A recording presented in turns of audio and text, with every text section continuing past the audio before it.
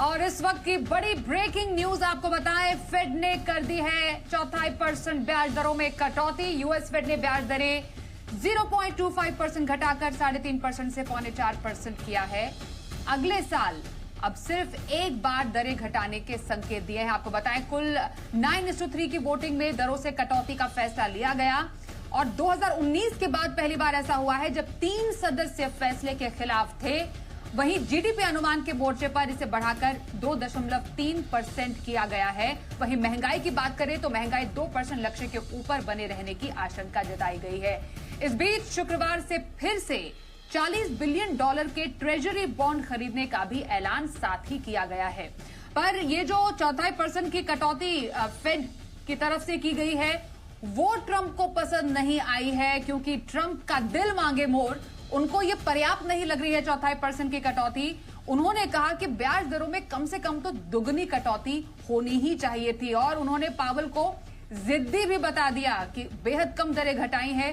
पूर्व Fed governor Kevin wash ने Fed chairman के दावेदार भी हैं। ये अब आगे की डेवलपमेंट है जो देखना दिलचस्प होगा। लेकिन फिलहाल क्या अब आगे ग्लोबल बाजारों का इस पर असर देखने को मिल रहा है? हमारे साथ नेहा है, उनसे बात करते हैं। Neha, good morning. चलिए, एज एक्सपेक्टेड लाइंस फेड ने 1.25% ब्याज दरें घटा दी है और झूम उठे अमेरिकी बाजार। आपने सही कहा, मोटे तौर पर आपने सारे पॉइंट्स तो यहाँ पर बता ही दिए। क्या कुछ हुआ है मैं फटाफट कवर कर लेती हूँ। उम्मीद के मुताबिक ही अमेरिकी फेडरल रिजर्व ने यहाँ पर 1.25% ब्याज दरों में कटौती की है। अब जो इनकी एक्सपेक्टेड टारगेटेड रेंज है वो 3.5 से 4.25% के बीच में रहेगी। रेट कट को लेकर मतभेद तो रही है और कई सालों बाद हमने देखा है कि इस तरह का मतभेद देखने को मिला।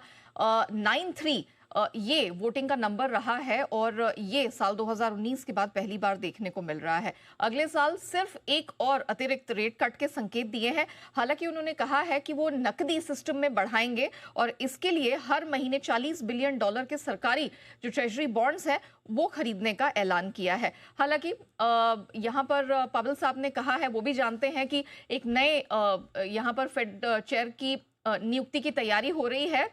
तो उन्होंने भी कहा है कि मैं चाहता हूं कि अपना पदभार किसी नए यहाँ उत्तराधिकारी को देने से पहले मैं चाहता हूं कि मार्केट की जो ये इकोनॉमी की फुटिंग है वो यहाँ पर अच्छी खासी स्ट्रांग हो। इस बीच ट्रंप साहब जो हमने देखा है कि शुरू से ही अपने कार्यकाल की शुरुआत से ही पावेल साहब को बिल्कुल पसंद नहीं करते आए थे। उनको स्टिफ डेड हेड बताया और कहा है कि ये तो बहुत ही कम उन्होंने रेट कट किया है, कम से कम 50 बेसिस पॉइंट्स की तो रेट कट होनी ही चाहिए थी। उन्होंने साफ तौर पे कहा है कि मैं चाहता हूं कि अगला जो भी फेड चेयर यहाँ पर आए वो इन्फ्लेशन पर तो ध्यान दे, रेट कटौती को लेकर भी पॉजिटिव फ्रेम ऑफ माइंड हो और साथ ही वो अमेरिका की चाहते हैं कि ब्याज दरें दुनिया में सबसे कम हो।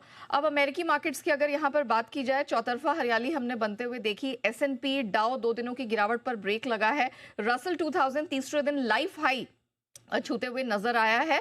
इसके अलावा हमने देखा कि कुछ स्पेसिफिक स्टॉक्स अगर देखें, जेपी मॉर्गन और साथ ही अमेजॉन, इसमें स्ट्रेंथ देखने को मिली।